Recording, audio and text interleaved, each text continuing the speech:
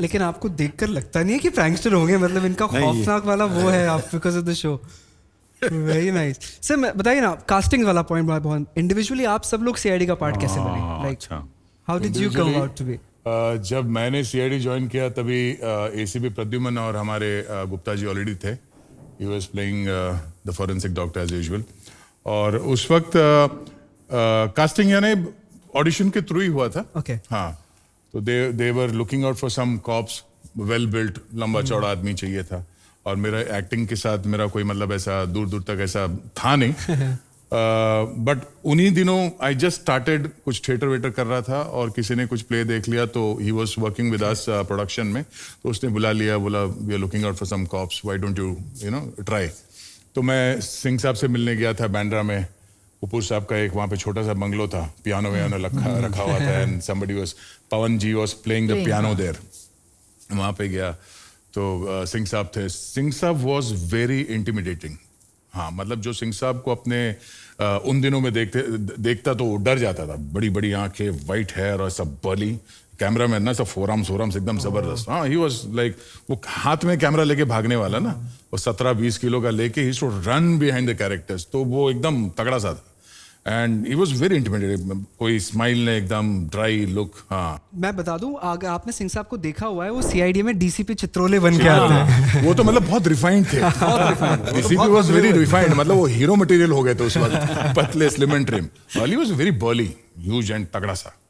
तो ही बैठे वहाँ पे और 2-3 पेज दे दिया, बोला पढ़ लो. तो पढ़ लो. अब मैं उस वक्त कुछ मेरे पर्सनल प्रॉब्लम्स थे तो मैं बड़ा मतलब जल्दी में था और दे दिया. मैंने पढ़ा और मैंने हाथ में दिया. मैंने, सर मुझे जाना है, मेरा ऑडिशन ले लो. तो मैं किसी के, क्योंकि वो प्रोडक्शन वाले के थ्रू गया था, तो I was the last person to be audition for that character. I was the last person. Audition हो गया. And he was very impressed कि इतना जल्दी इसने लाइन मगअप कैसे कर लिया. 3 पेज था, फट से हो गया 5 मिनट में. बोला रेडी है? बोला हाँ रेडी है. फिर बगल में बैठ गए, हाँ बोलो स्टार्ट करो. एंड ऐसे फेस पे देख के उन्होंने बोल दिया एक्शन, तो मैंने अपना लाइंस बोल दिया. लाइंस खत्म हो गई. Was very impress. बोला यार तूने 5 मिनट के अंदर ये पूरा मगअप कर लिया, वेरी गुड. आई एम मतलब impressed by your mugging up part. But तुम्हारे लैंग्वेज में वो साउथ इंडियन बू आ रही है, एक्सेंट है साउथ इंडियन. मैं बोला हाँ सर, वो तो बच्चन साहब का भी आता है. ऐसे मजाक में बोल दिया. आई डिडंट नो, बिकॉज मुझे उनके ऑरा के बारे में पता नहीं था उस वक्त. तो मैंने ऐसे बोल दिया. एंड बिकॉज मुझे एक घाई था, मुझे जाना था वहाँ से बस. तो I pushed off from there.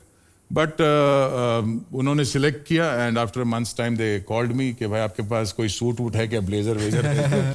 मुझे लगा एसीपी तो नहीं बना रहे. Direct promotion. सीधा ऐसे पता चला जो मेरे से सीनियर था वो नॉर्मल था और मैं जैकेट लेके.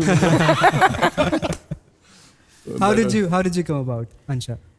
So I was doing television shows before, and I auditioned for CID. So there were a lot of shows which were happening to me at that time. तो मुझे ऑप्शन था कि CID करना है कि इनका एक और शो आता था जान खिलावन जासूस. Oh. ये भी आता था फायरवर्क्स का, कि वो करना है. तो the guy who was casting, Aditya, so he said Ansha ये करना है, I am giving you this much money in this, I am giving, and it was a good handsome amount. And या CID करना है. And I was shooting for a show for 20 days 25 days. That was a daily soap. तो I said कि नहीं यार ये तो नहीं करना है, मुझे तो CID करना है. बोलता are you sure this is better money? I said नहीं, बेटर मनी है जो भी है, I want to do CID only, whatever it is. तो बोले अच्छा ठीक है, इतना you are adamant about it? हाँ हाँ. And I was auditioning for CID and I was shooting for another show. So मैंने वहाँ पर ये when they locked me for CID, Singh साहब उस टाइम पे US में थे. तो दे वांटेड 2 cops 3 cops ऐसा कुछ female cops. Suddenly it came down to 2 and suddenly it came down to 1. हम लोग ये क्या है मतलब. And there were 5'8", 5'10" kind of girls who auditioning for this character. Then they decided कि एक ही कॉप चाहिए. सर देख तो अभी क्या है.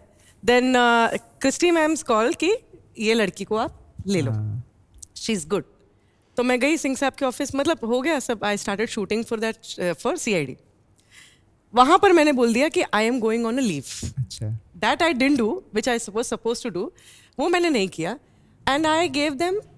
उसके बाद I bought some time for that from that show to complete an episode of CID. Went back to that show, served a month's notice, but during that month's notice मेरा introduction यहाँ पे shoot हो गया था. अचानक से आई और फिर एक गायब हो गई 1 महीने के लिए. एंड चैनल वर्ल्ड के क्या है मतलब, अभी एक नई कॉप आई और गायब है. बट सिंह साहब वॉज वेरी सपोर्टिव कि उन्होंने बोला नहीं, we'll wait for her to come back to CID.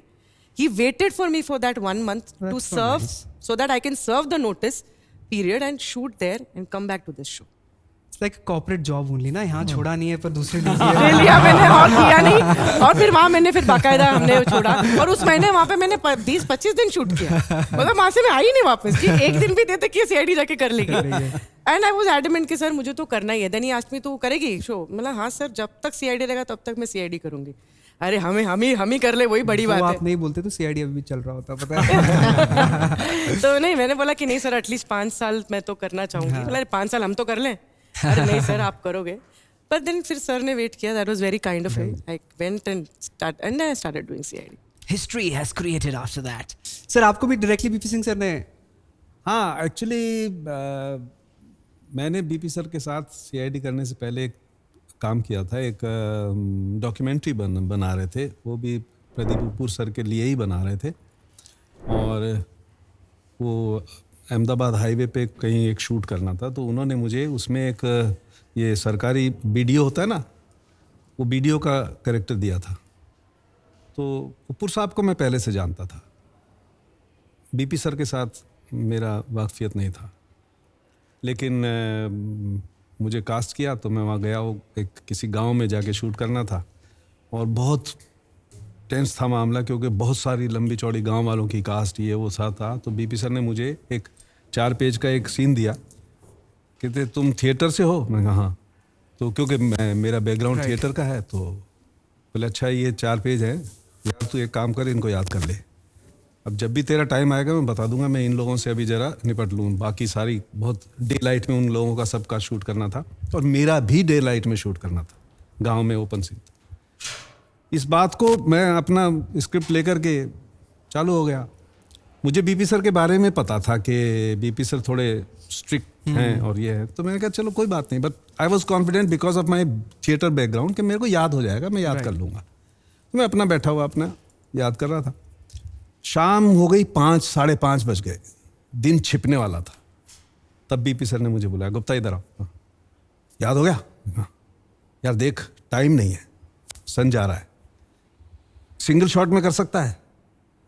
पहले मुझे लगा यार ये 4 पेज है, और वो BDO का 4 पेज, मतलब ऐसा 4 पेज नहीं. It was not a drama. Right. It was telling the datas to the audience कि हमारे गांव में इतना % ये हो गया, इतने लोगों को ये हो गया, इतने लोगों को ये हो गया. वो सारा डाटा था. तो मैंने कहा हाँ सर कर लूँगा. बोले 2 चांस है, एक मैं यहाँ से ट्रॉली लगाता हूँ, तेरा शॉट लेंगे, उसके बाद ऑडियंस का शॉट लेंगे. अगर कहीं कुछ मिस हो जाएगा तो घबरा मत. मुझे लगा BP सर करें घबरा मत, तो मतलब ठीक है यार. मैं कहा हाँ सर हो जाएगा. I was confident.